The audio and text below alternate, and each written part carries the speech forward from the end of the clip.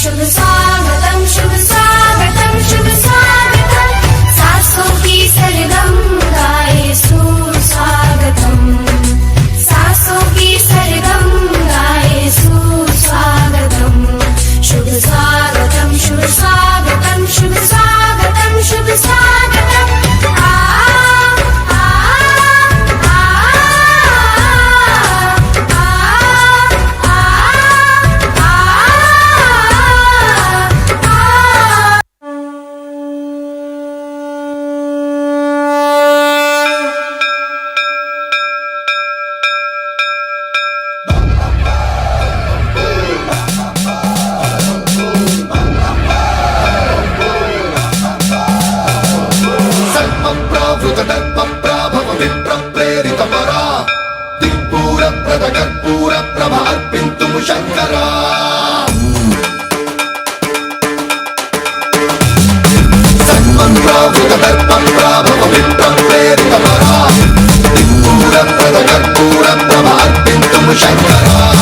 शिव शिव शंकर हर हर शंकर जय जय शंकर दिगिरारा प्रिय तांडव शंकर प्रकट शुभंकर प्रलय भयंकर दिगिरारा शिव शिव शंकर हर हर शंकर जय जय शंकर दिगिरारा प्रिय तांडव शंकर प्रकट शुभंकर प्रलय भयंकर दिगिरारा ओम परमेश्वरा परा ओम निखिलेश्वरा हरा ओम जीवेश्वरेश्वरा कररा ओम मंत्रेश्वरा स्वरा ओम यंत्रेश्वरा स्थिरा ओम तंत्रेश्वरा वरा नावेरा शिव शिव शंकर हर हर शंकर जय जय शंकर दिगिरारा प्रिय तांडव शंकर प्रकट शुभंकर प्रलय भयंकर दिगिरारा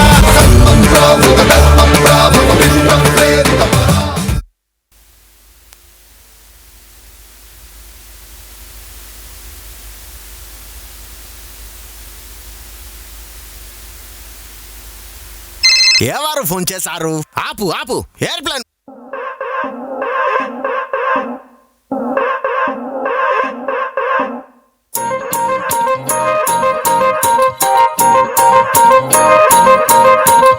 ఎంటమ్మా ఎంటమ్మా సురచేడు దోమమా షహనాయి బాజే హై పే పే పే పే మమా. ఎవరు ఫోన్ చేశారు? ఆపు ఆపు ఎయిర్ప్లేన్ మోడ్.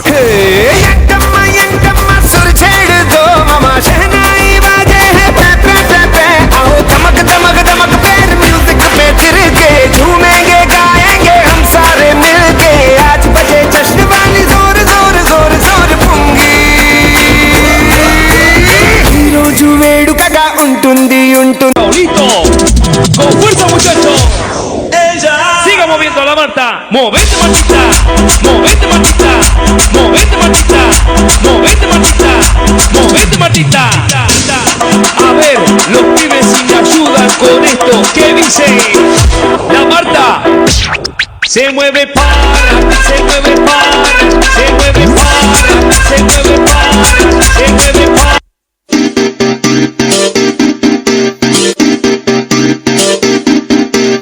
అమ్మాయి మనసులో అబ్బాయి దూరేసి కితకితలై పెట్టేస్తే ఏమైతాది మంచి బీట్ వస్తుంది పిచ్చి పాట వస్తుంది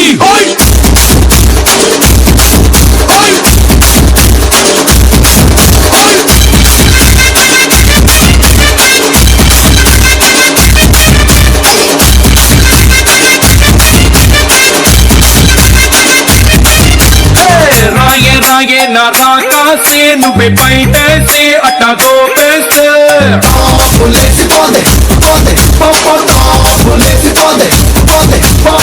రారో రారో నా శివ కాసి అగ్గి రాజేసి సిగ్గు పెట్టేస్తే లేసిపోతే పోతే పోతా లేసిపోతే బాయ్ బాయ్ బాయ్ బాయ్ బాయ్ బాయ్ బాయ్లోనే బాయ్లోనే బలిగడిగే బాయ్లోనే బలిగడిగే బటతారా పిల్లలొదలే బాయ్లోనే వడగాడు వాడొల్లంతా వడగాడు వాడొల్లంతా చూడమెచ్చే తంబూరాలో వడగాడు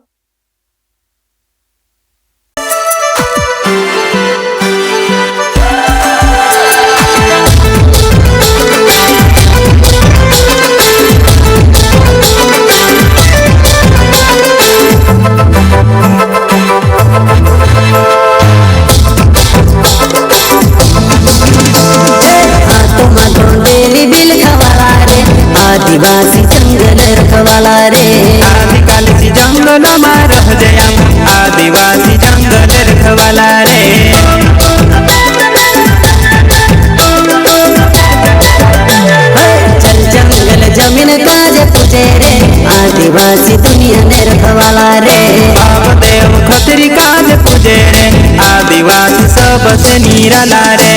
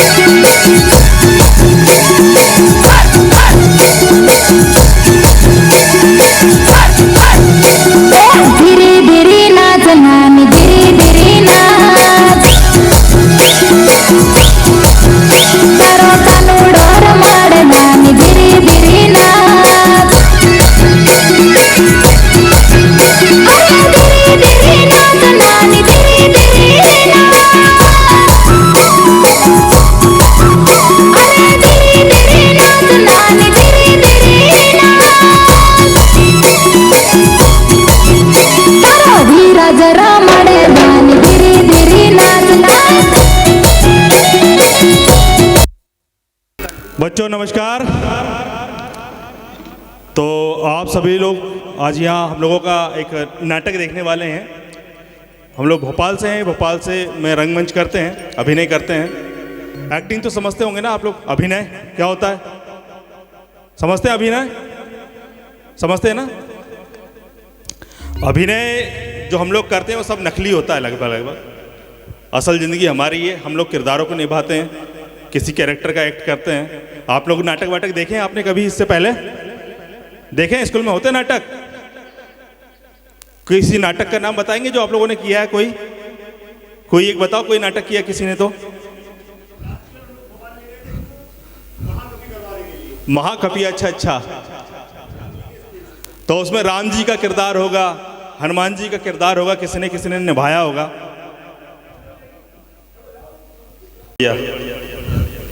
चलिए तो हम लोग भी इसमें अपना किरदार निभाएंगे। ज़्यादा लोगों का नहीं है, 2 ही लोगों का है। आप लोगों को अच्छा लगे तो ताली बजाइएगा। तो हम लोग अपना नाटक शुरू करें बेटा, है ना? एक बार जोर से बोल दो, भारत माता की।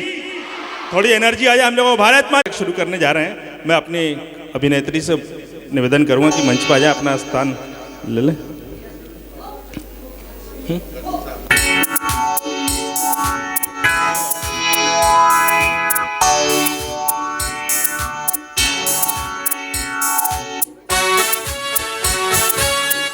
रचनाओं में से एक है जो एक व्यक्ति के अकेलेपन, कल्पना और मानसिक स्थिति का चित्रण करती है। मुख्य पात्र कहानी का नायक इत्तिशाम है, जो एक छोटे से कमरे में बेहद गरीबी और अकेलेपन में रहता है।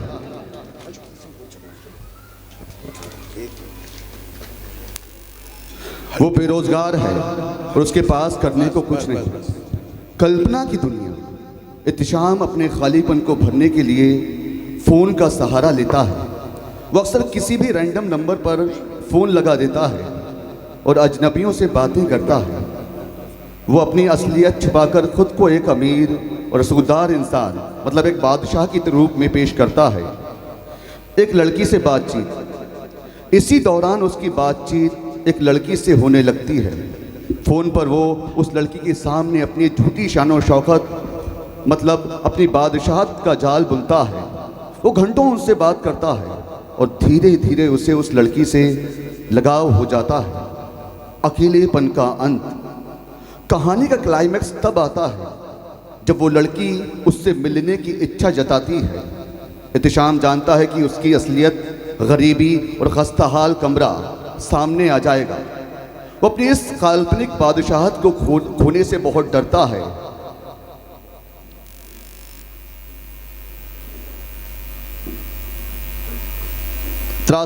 अंत में जब वो अपनी वास्तविकता और अपनी बुनी हुई काल्पनिक दुनिया के बीच फंस जाता है तो उसकी मानसिक और शारीरिक स्थिति बिगड़ने लगती है।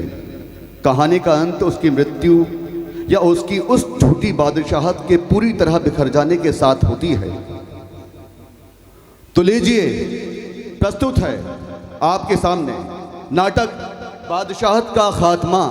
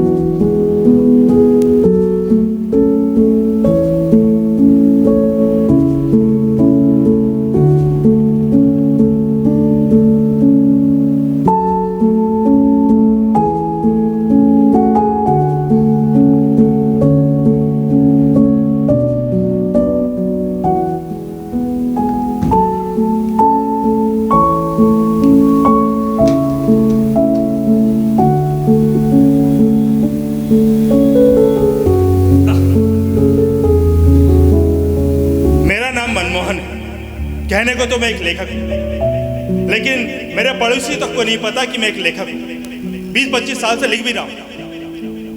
ये टेबल, ये पंखा, ये कुर्सी, इसमें तो कुछ भी मेरा नहीं। मैं तो कभी इधर कभी उधर की ऐसा ही गुजरता रहता था। मेरे एक दोस्त ने मुझसे कहा कि एक फिल्म लिखने का काम है। मेरे पास इत्मीनान से बैठकर लिखने की कोई जगह नहीं थी। ये चुटकी भी उसने मुश्किलों में आसान कर दी। उसने कहा कि मेरा ऑफिस कुछ दिनों के लिए खाली है, तो तुम वहाँ काम कर सकते हो। तो बस तब से यहाँ मेरी बादशाहत कायम है।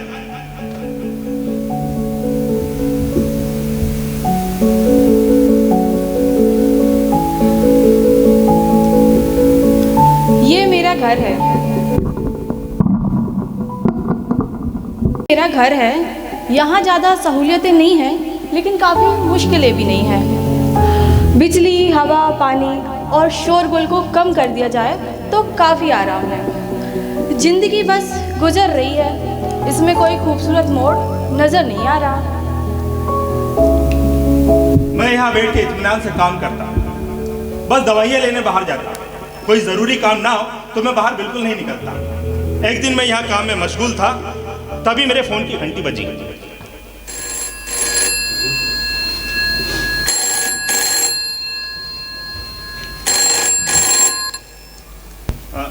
हेलो। वाह, क्या दिलकश आवाज़ है। हेलो। क्या नशीली आवाज़। हेलो। कौन? जी मैं मनमोहन राकेश के ऑफिस से बोल रहा हूँ। ओह, लगता है रॉन्ग नंबर लग गया। आप कैसे कह सकती कि रॉन्ग नंबर लग गया? यह भी तो हो सकता है कि जीवन में पहली बार सही नंबर लगा।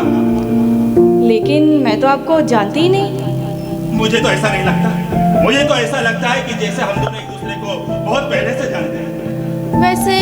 लगा तो मुझे भी था। जी क्या लगा था? यही मानो मुझे इसी आवाज़ की तलाश थी। जी वैसे आपने ये हेलो बोलना कहाँ से सीखा? इसमें क्या खास लगा आपको? जी मुझे ऐसा लगा कि जैसे आपने जैसे ये हेलो बोला, इस दरख्त पे बैठे हुए सैकड़ों पक्षी एक साथ चहचहा उठे।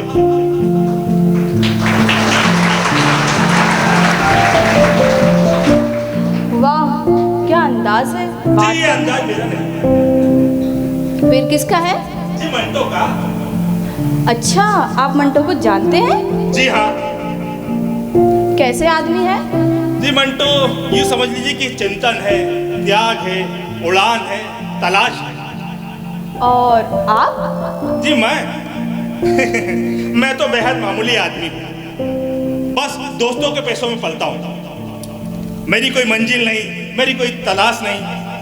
बस यूँ समझ लीजिए कि एक पैकेट सिगरेट, एक कप चाय हो जाए, खाने को दो फुलके और थोड़े सब्जियों की व्यवस्था हो जाए, और क्या चाहिए।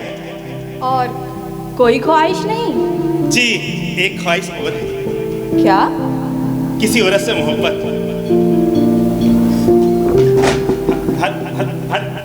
हेलो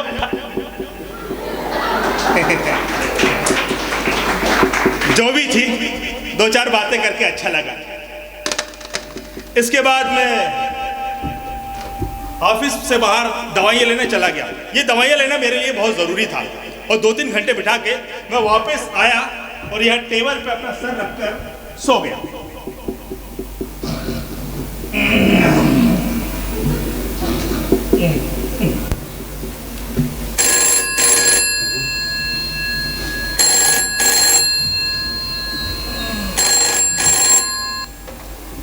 हेलो मिस्टर मनमोहन, आप?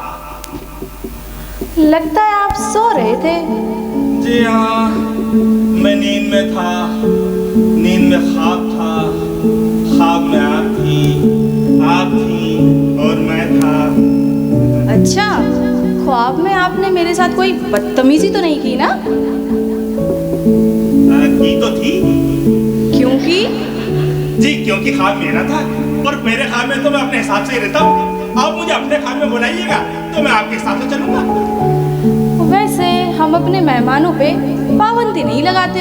वाह क्या तेवर है आपके। शुक्रिया। वैसे आपने मुझे फोन क्यों किया था? ये तो मैं भी जानना चाहती थी कि मैंने आपको।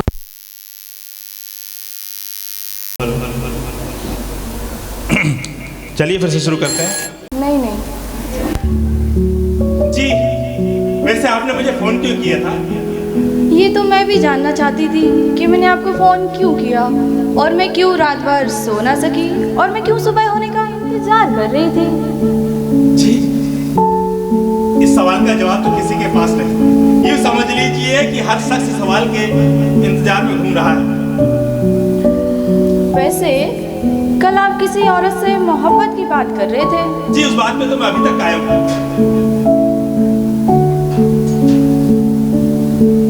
तो किसी औरत से मोहब्बत कर क्यों नहीं लेते?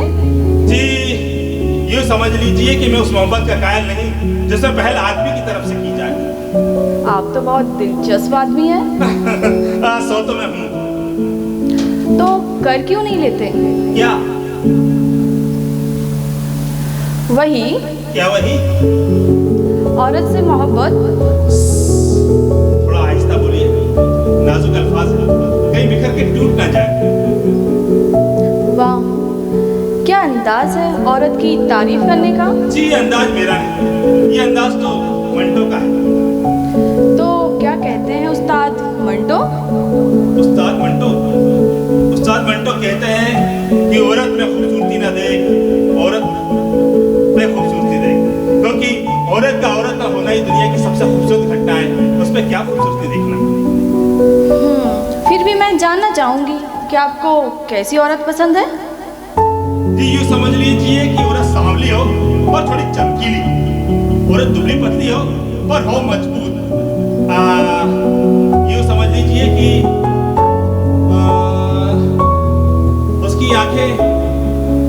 उसकी आंखें थोड़ी नमकीन हो, उसके होंठ थोड़े मीठे हो शहद की तरह, और वो टहनियों की तरह झूमे और घुंघरुओं की तरह बजे।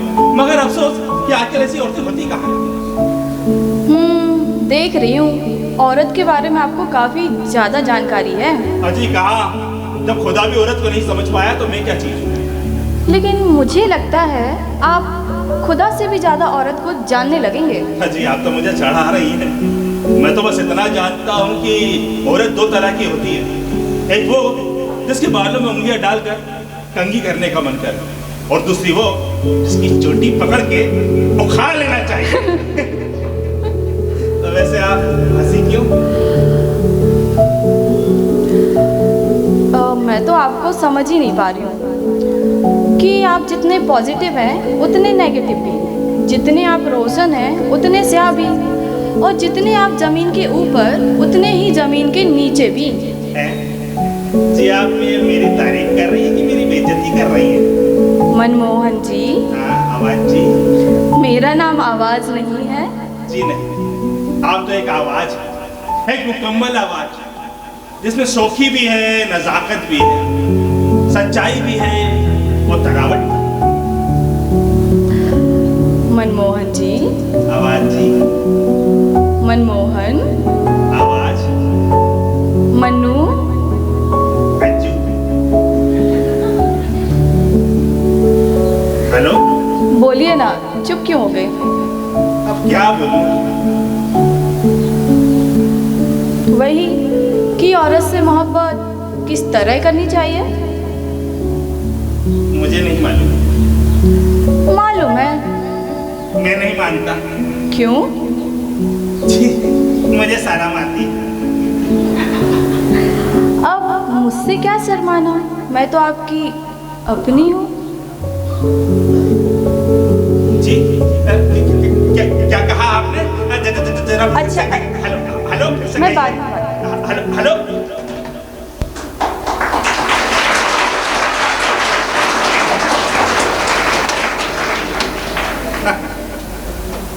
मेरी आवाज को मैं आवाज देता रहा, लेकिन मेरी आवाज ने मेरी आवाज को सुना ही नहीं। मेरी आवाज ने मेरी आवाज से कहा कि मैं तो आपकी अपनी हूं।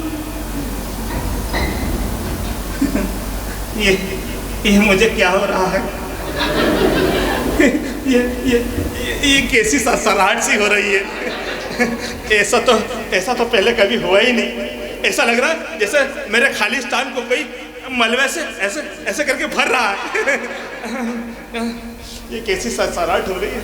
ये क्या हो रहा है? खैर ये सब छोड़ छाड़ के मैं घर से बाहर निकला। मेरे पास थोड़े बहुत पैसे थे, सो मैंने खाना खाया। उसके बाद में पान की दुकान पे गया, वहाँ पान वाले से पान खाया, सिगरेट मांगी, उसने 4 मीनार दी तो मैंने हाँ आज थोड़ी क्लासिकल चाहिए। फिर मैंने अशोक कुमार की तरह सिगरेट का सुट्टा लगाया, और उसके बाद इठला के देवानंद की तरह अपने ऑफिस की तरफ चला, और मुझे लगा कि शायद फोन की घंटी बज रही है। मैंने लपक के फोन उठाया। Hello hello. कहाँ चले गए थे? 2 घंटे से कॉल कर रही हूँ। मैं तो खाना खाने गया था। आप तो बड़े वो हैं, किसी की भूख प्यास छीन कर खुद खाने चले गए। आप तो बिल्कुल मंटो की तरह बात कर रही हैं। मतलब थोड़े में बहुत ज्यादा। अच्छा ये बताइए खाने क्यों चले गए थे? इसकी चीज 2 वजह थी। एक तो मुझे टाइम पास करना था, दूसरे आज मेरे पास थोड़े बहुत पैसे भी थे। आपके पास रोज पैसे नहीं होते? अजी मेरे पास तो कभी पैसे नहीं होते। हाँ लेकिन मैं सोचता हूँ कि कितनी सहूलियत है ना कि मैं तो पैसों को देख सकता हूँ, लेकिन पैसे मुझे नहीं देख सकते। अगर पैसे मुझे देख सकते तो मैं तो पैसे को मुंह दिखाने लायक ही नहीं रहता।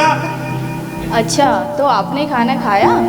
जी हाँ, मैं उन खुशनसीब लोगों में से हूँ जो रोज खाना खाते हैं, वरना मैंने तो ऐसे बदनसीब लोग भी देखे हैं जो बेचारे पेट पे खाना उंडेलते हैं।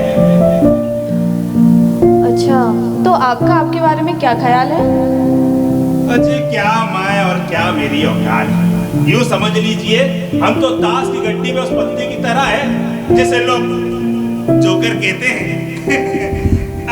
हम पत्तों की गड्डी में है भी, और पत्तों में हमारी गिनती भी नहीं होती।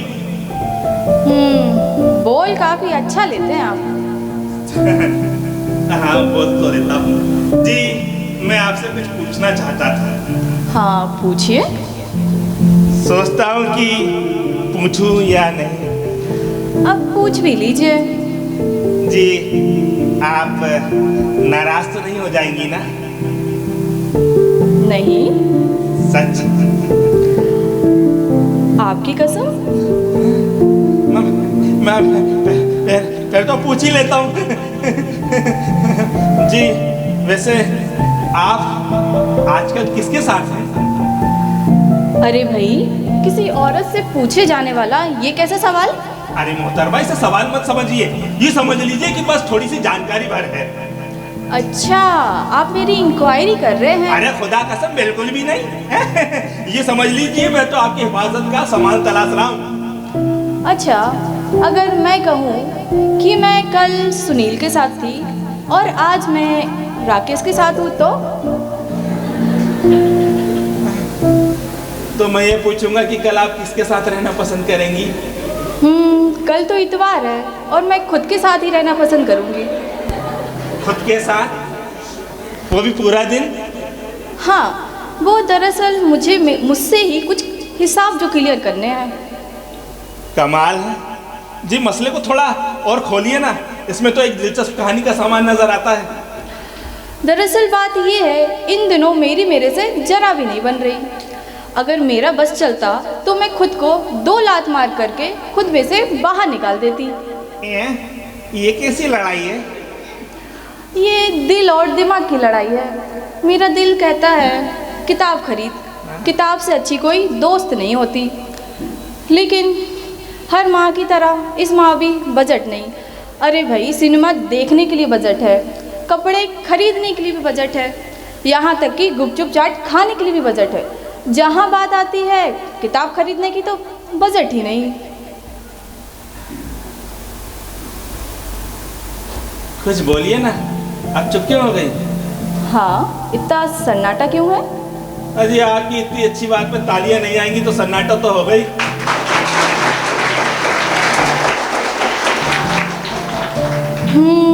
लोगों को बोल दो हमें चुप्पी पसंद नहीं। जी आपकी बात जहाँ तक पहुँच रही थी वहाँ तक पहुँच गई। आप तो बोलिए, काफी अच्छा बोलती हैं आप। हाँ तो क्या बोल रही थी मैं? जी आप कह रही थी कि आपकी आपसे बिल्कुल भी नहीं बनती। अरे भाई, इत्तू सी भी नहीं बनती। अगर मैंने खुद पे मुकदमा किया और मैंने खुद ही गवाही दी और मैं ही उसकी जज और वकील रही तो मुझसे कोई नहीं बचा सकता। जी अगर मैं हूँ तो आप भी आप ही हैं। हाँ? अरे मैं कहाँ, आप कहाँ, आप अपने बारे में बताइए ना। जी मैं क्या, मेरे बारे में बताने लायक तो कुछ भी नहीं। यूँ समझ लीजिए कि हमारी जिंदगी तो गमों में घिरी हुई है। तो मैं कुछ गम कम कर दूं? जी बिल्कुल नहीं, मेरी जिंदगी से एक भी गम कम हो जाता है तो यूँ समझ लीजिए गमों के बिना मेरा खुश रहना मुश्किल हो जाता है। आप तो बड़े नए अंदाज के आदमी हैं। जी हाँ, आजकल जमाना भी तो बिल्कुल नया है। सबको हर चीज़ नहीं चाहिए, किसी को पेंट नहीं चाहिए, किसी को शर्ट नहीं चाहिए, किसी को फोन नया चाहिए, किसी को प्यार नया चाहिए, किसी को जख्म नया चाहिए, सबको नया ही नया चाहिए।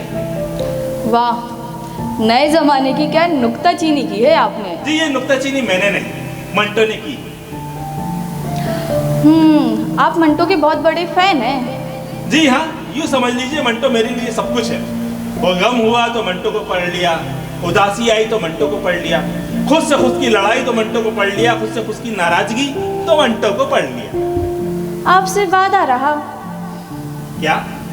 यही कि आपसे जब भी मिलूंगी आपको मंटो समृग गिफ्ट करूंगी और हर उस शख्स से बोलूंगी जो अपने किसी दोस्त से मिलने वाला होगा कि यही गिफ्ट दीजिएगा। हाँ, मैं देख रहा हूँ कि आप मुझसे अपनी हर बात कह देती हैं और मुझसे अपनी हर बात बुलवा भी लेती हैं, लेकिन वो बात नहीं करती। कौन सी बात? यही कि कल आपने फोन क्यों रख दिया था? अरे भाई, आप किसी औरत से मोहब्बत की बात कर रहे थे तो किसी औरत को शर्म नहीं आएगी क्या? जी औरत से मोहब्बत के लिए तो औरत से ही बोलना पड़ेगा ना। औरत से नहीं बोलना होगा, उसी औरत से बोलना होगा। जी अगर मैं कहूँ कि मैं उसी औरत से कह रहा हूँ तो? मिस्टर मनमोहन, आप समझ रहे हैं कि आप क्या बोल रहे हैं? जी हम उनमें से नहीं जो बोल के सोचते हैं, हम तो वो हैं जो सोच कर बोलते हैं। अच्छा, तो आपको मोहब्बत हो गई? जी। मुझसे? जी। पर मैं ही क्यों, और भी तो हसीन चेहरे हैं। जैसे? जैसे वो नीलोफर। अच्छा नीलोफर, वो काजी साहब की लड़की? हाँ वही। लगता है आपको उसके बारे में ज्यादा मालूमात नहीं है। क्या? हाँ, गली के 2 लड़कों से उसका इश्क चल रहा है। हाँ, या अल्लाह, एक लड़की 2 आशिक? हाँ, जैसे गाड़ी के 2 ड्राइवर होते हैं, एक दिन में गाड़ी चलाता है, दूसरा रात को चलाता है। और वो वाहिद साहब की बेटी? अरे जैसे वाहिद साहब वैसी उनकी बेटी। क्या हुआ उनको? अच्छा अजीब इंसान है, नहाने के बाद अपनी बेगम से टॉवेल ऐसे मांगते हैं जैसे अल्लाह मियाँ से दुआएं मांग रहे हैं। और उनकी बेटी? अरे उसकी बेटी वो तो किसी हॉरर फिल्म की डायन है रे बाबा। ऐसी औरत से मोहब्बत तो की जा सकती है, निभाया तो जा सकता है, लेकिन मोहब्बत नहीं की जा सकती। ऐसी औरतें आपकी बच्चों की माँ तो बन सकती है, लेकिन आपके दिल की रानी नहीं बन सकती। सुना है वाहिद साहब के बड़े भाई बंटवारे के बाद पाकिस्तान चले गए थे। जी हाँ। उनकी 2-3 माह बाद ही वहाँ उनकी मौत हो गई। अजी ये तो होना ही था, जिस्म हिंदुस्तान में रहेगा और दिल पाकिस्तान में, तो इंसान भला कितने दिनों तक जिएगा। क्या खौफनाक मंजर था उसमें। 1 लाख हिंदू तो 1 लाख मुस्लिम मरे थे। अजी चुप रहिए, कैसी जाहिलों जैसी बातें करती है। ये मत कहिए कि 1 लाख हिंदू 1 लाख मुसलमान मरे थे, ये कहिए कि 2 लाख इंसान मरे थे। सही कहा आपने। हाँ, ऊपर वाले ने तो हमें इंसान बना के पैदा किया, लेकिन इस सियासत ने हमें हिंदू और मुसलमान बना दिया।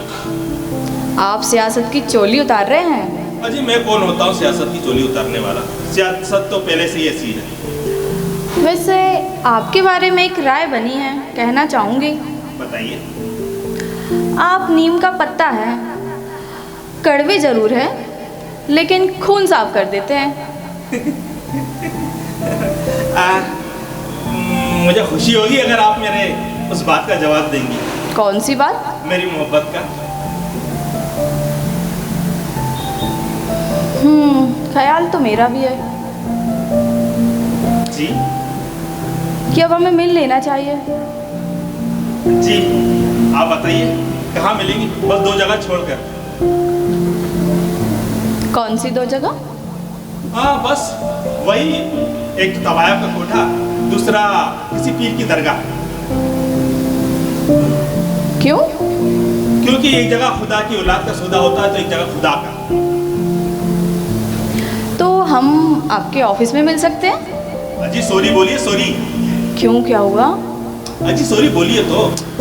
अच्छा बाबा, सॉरी सॉरी सॉरी। जी देखिए, ये ऑफिस मेरा नहीं, मेरे दोस्त का। बस यूँ समझ लीजिए कि उसकी गैर हाजिरी में इस सल्तनत का मैं बादशाह हूँ। समझ गई जापना। जी अब आपको मेरे कुछ सवालों के जवाब देने। कौन से सवाल?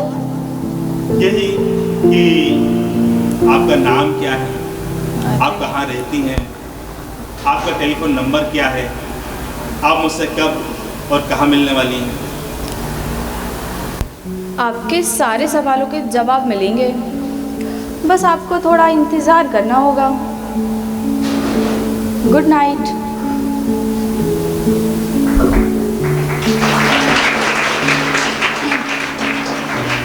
Good night.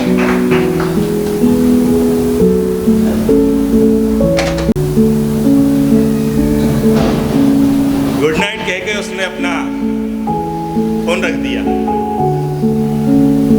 अब मैं उसके कॉल का इंतजार करता रहा। बस मैं हर समय इस फोन को देखता रहता, लेकिन उसका फोन नहीं आया। मैं वायर चेक करता रहता। सुबह 7 बजे आने वाला फ़ोन शाम को 7 बजे तक भी नहीं आया। अब मेरे दिमाग में बहुत सारे ख्यालात चलने लगे। मैं सोचने लगा कि वो मुझे फ़ोन क्यों नहीं लगा रही, कहीं कोई दुर्घटना तो नहीं घट गई, कहीं उसे कुछ हो तो नहीं गया, कहीं वो मेरे साथ हंसी मजाक तो नहीं कर रही थी, या वो किसी और से प्यार करती है। नहीं, मैं बस फोन का इंतजार करता रहा। मैं उसके इंतजार में अपनी जरूरी दवाइयां लेने भी बाहर नहीं गया, मैं खाना खाने भी बाहर नहीं गया, क्योंकि अगर मैं बाहर चले जाता और उस आवाज का फोन आ जाता तो 1 दिन, 2 दिन, 3 दिन, 4 दिन यूं ही गुजरते गए, बिना खाए पिए, बिना दवाई के। अब मैं कमजोर होने लगा था। मेरी तबीयत भी खराब हो रही। मैं इतना कमजोर हो गया कि मुझसे हिला डुला भी नहीं जा रहा था। बड़ी मुश्किल से मैंने इस फोन को उठाया और अपने सीने से लगा लिया और करने लगा इंतजार।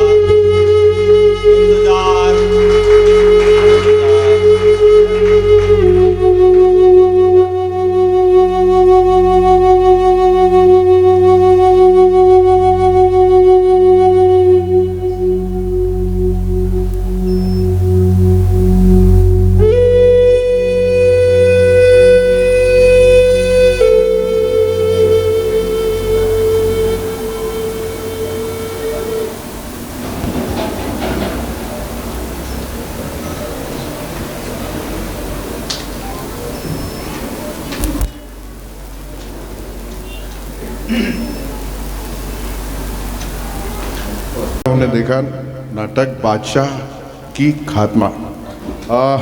मंच पे थे गणेश सिंघम और मंच पे थी वर्षा चौधरी।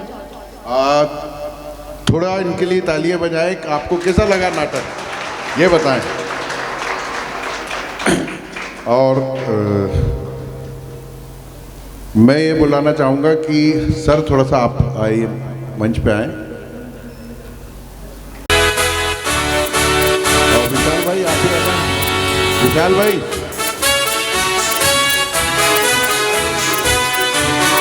विशाल आई। फ्रेंड्स, आपको लगा ना अचानक से खत्म हो गया? ऐसा लगा ना अचानक से खत्म हो गया? जिंदगी भी अचानक से खत्म हो जाती है। ऐसे ही उसकी हो गई। किसकी? मनमोहन की। और बीच में एक बार बहुत जोर से तालियां बजी थी, तो वो इसलिए बजी थी कि जब मैडम ने कहा कि मैं कल राकेश के साथ थी, तो राकेश सर वो बैठे हमारे प्रिंसिपल, तो एक बार राकेश सर के लिए भी हो जाए तालियां। तो फ्रेंड्स, जिस तरह जीवन अचानक खत्म हो जाता है ना, ऐसी कहानियां अचानक खत्म हो जाती बिना कोई अंत किए, क्योंकि आपको छोड़ देती हैं उस रास्ते में कि आप सोचें अंत क्या होता। 2 कलाकार आपके सामने थे। कोई बहुत ज़्यादा कलाकार नहीं थे, कोई बहुत ज़्यादा म्यूजिक नहीं था, कोई बहुत ज़्यादा तामझाम नहीं था। सिंपल सेटअप में 2 कलाकारों ने आपको, करीब 300 बच्चे यहाँ बैठे थे, आपको 45 मिनट बांध के रखा। यही इनका हुनर है, यही इनकी एक्टिंग है, यही इनकी काबिलियत है। तो एक बार हमारे दोनों कलाकारों के लिए जोरदार तालियां होनी चाहिए। अच्छा विशाल, ऊपर आइए ना। आपने जो आज नाटक देखा है, आपने बार बार नाम सुना मंटो का, आपने नहीं सुना होगा, मैंने सुना है। तो सादत हसन मंटो इनका नाम था, बहुत फेमस एक्टर रहे हैं। उनका लिखा हुआ नाटक आपने देखा और बहुत आपने एंजॉय किया होगा और बारीकियां देखी होंगी किस तरह स्टेज पर आया जाता है, किस तरह अभिनय किया जाता है। तो आपको ये मौका देने के लिए ये आपको मौका मिला, बरेली में बैठे बैठे आपने स्टेज देखा और मैं शर्त लगा के कह सकता हूँ, आप अपने घर जाइए, अपने मोहल्ले में जाइए और लोगों से पूछिए कितने लोगों ने लाइव थिएटर देखा है।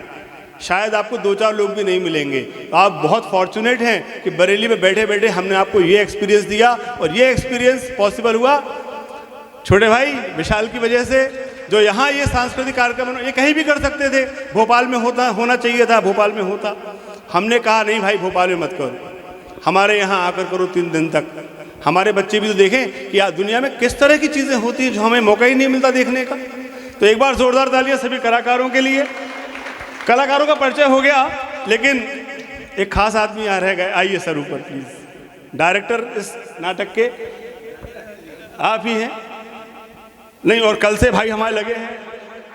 आइए ऊपर, आइए पूरी टीम को ऊपर बुलाइए। विशाल क्या है, मैं नाम से परिचय नहीं दे पा रहा हूँ क्योंकि नाम मैंने पूछे ही नहीं कल से। राजीव भैया हैं, अभय भैया हैं जी, और राजकुमार अहिरवार। ये दोनों जो हैं, एक तो बहुत सीनियर कलाकार हैं मेरे, अभय दुबे जी, और ये हमारे साथी कलाकार हैं। ये जब से मैंने रंगमंच शुरू किया है तब से साथ भी हैं और हमेशा मेरे साथ रहते हैं। आपका बहुत बहुत शुक्रिया। और हाँ गणेश जी, मैं नीचे थोड़ा सा फ़ोन पे था तो मैं, लेकिन आपने नाटक देखा यार, नीचे तालियां आ रही थी मेरे पास। और ये जो मंचन है ये शायद दूसरी बार हुआ है मेरे हिसाब से, शायद आप अभी भोपाल में किया है आपने, है ना।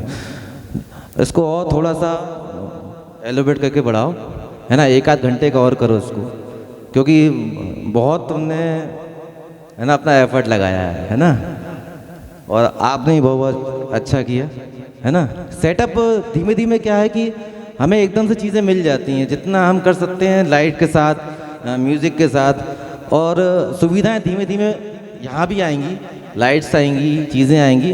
हम कोशिश यही कर रहे हैं कि हम सेटअप उस तरीके का यहाँ दे पाएँ। लेकिन हाँ, जितना सेटअप मिलता है थिएटर का, वही नाम है कि कम सेटअप में भी कंटेंट नहीं मरता है। मतलब आपको विषय मिलेगा, भले ही यह जनरल लाइट में हो, हेलोजन में हो, कहीं भी हो। नाटक की यही खूबसूरती है कि वो हमेशा किसी भी जगह हो सकता है। वो हो सकता है तो नीचे भी हो सकता है, ग्राउंड में, धूप में भी हो सकता है, नीचे के मंच में भी हो जाएगा। नाटक की यही विशेषता है। आप लोगों का बहुत बहुत धन्यवाद। आप अरे बहुत ज़्यादा लोग हैं लेकिन हम पूरे लोग हैं, बहुत बहुत धन्यवाद आपका, है ना। और गणेश जी, आपने कलाकारों का परिचय करा चुके हैं। हाँ, इसमें जो म्यूज़िक जो जिसकी संस्था थी, जिसके ग्रुप से हुआ था, ये वो साया ग्रुप से हुआ था, वो विकास सिरमौलिया जी का है, वो रॉक बैंड का ग्रुप है, साथ में वो थिएटर भी करते हैं। तो उनका भी बहुत बहुत धन्यवाद, आपका बहुत बहुत धन्यवाद भैया, आपका भी बहुत बहुत धन्यवाद, और सभी लोगों का बहुत बहुत धन्यवाद, आपका भी बहुत बहुत धन्यवाद भैया, थैंक यू। फ्रेंड्स, आज रंगोत्सव का दूसरा दिन था। कल आपने एंजॉय किया था म्यूजिक और डांस, आज आपने शांति को एंजॉय किया है ना। 2 लोगों की बातें सुनी आधे घंटे बैठकर, मुझे बहुत मज़ा आया, आपको भी आया होगा। और कल आपको फिर पता है क्या होने वाला है, कल फिर संगीत होगा। आप कौन सी भाषा बोलते हैं घर जाकर? बुंदेलखंडी बोलते हैं ना। मम्मी पापा कौन सी भाषा बोलते हैं? और कल हिंदी दिवस भी है ना विशाल भाई। अब हिंदी दिवस हो और कोई हिंदी भाषा कार्यक्रम ना हो, तो कल हिंदी दिवस पर बुंदेलखंडी भाषा के लोकगीतों का कार्यक्रम होगा और बहुत फेमस सिंगर आने वाले हैं। एक गाना सुना होगा आपने, महंगाई डायन खाए जात है। जिन्होंने वो गाना लिखा है वो खुद यहाँ आएंगे। तो कल हम फिर 10:30 बजे से 2 घंटे 2.5 घंटे यहाँ एंजॉय करेंगे। बहुत बढ़िया आपने आज बिहेव किया, thank you very much. Now quietly go back to your classes. Thank you teachers, please move. Thanks a lot everyone, सभी के लिए धन्यवाद बहुत बहुत। सांजल सर आपको भी बहुत बहुत धन्यवाद। साहू जी थैंक यू वेरी मच।